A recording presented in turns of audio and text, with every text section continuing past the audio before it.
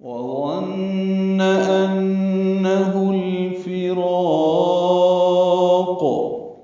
وظن واو ہونٹ کی نا تمام گلائی سے ادا کریں گے. پچھلی آیت سے ملانا ہو تو پیچھے راق ہے، راقیوں ادغام ناقص مع الغنہ ہوگا. وظن میں ضا پر پڑھیں گے، نون مشدد پہ غنہ ہے، ان میں پھر غنہ ہے، تو دو غنے ہیں یہاں پہ. ہو الٹا پیش تھا، ملانے کی وجہ سے پیش ہے، یہ لام ساکن ہے، اس پہ اظہار ہے. فا کو جلدی اور معروف پڑھیں گے، را پر پڑھیں گے، الف مدہ ہے. یہاں پہ دو حرکات ویسے لمبا کریں گے لیکن قاف پہ رکنا ہے تو مد عارض للسکون بنے گی، تو انہ الفراق اب لمبا کر سکتے ہیں اور قاف پہ قلقلہ کریں گے. ملانے کی صورت میں انہ الفراق، یعنی را کو دو حرکات ہی لمبا کرنا ہے اور قاف کی پیش کو معروف طریقے سے پڑھنا ہے. اور وہ سمجھ لے گا کہ یہ جدائی کی ساعت ہے.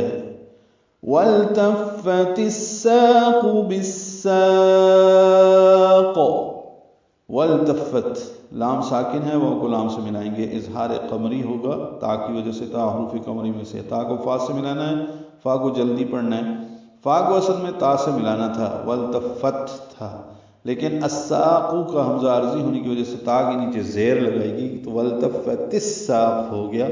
ادغام شمسی ہوگا، سا الف مدہ ہے، دو حرکات لمبا کریں گے، قاف پر پڑھیں گے. بالساق میں بھی اسی طرح با کو سین سے ملا دیا گیا ہے تو ادغام شمسی ہے، سا الف مدہ ہے. اب جب اس پہ وقف کریں گے تو سین کو لمبا کریں گے اور قاف پہ قلقلہ کریں گے تو بالساق. اور پنڈلی دوسری پنڈلی سے لپٹ جائے گی. إِلَىٰ رَبِّكَ يَوْمَئِذٍ الْمَسَاقُ،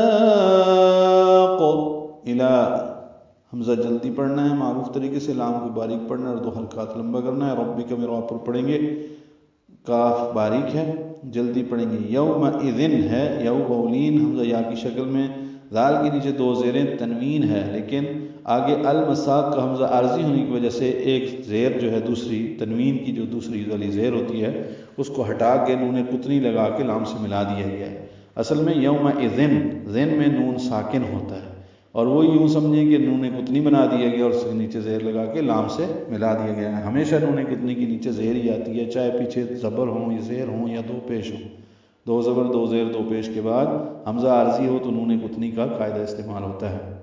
جیسے قل هو اللہ احد لا بنے گا، یا اسی طرح ویل لکل ہمزۃ لمزۃ الذی شیب عن السماء، یہ ہم پڑھ چکے ہیں سورۃ المزمل میں. تو یومئذ المساق، سین کو لمبا کریں گے اور قاف پہ قلقلہ کریں گے وقفاً، یہ مد عارض للسکون بنا کے.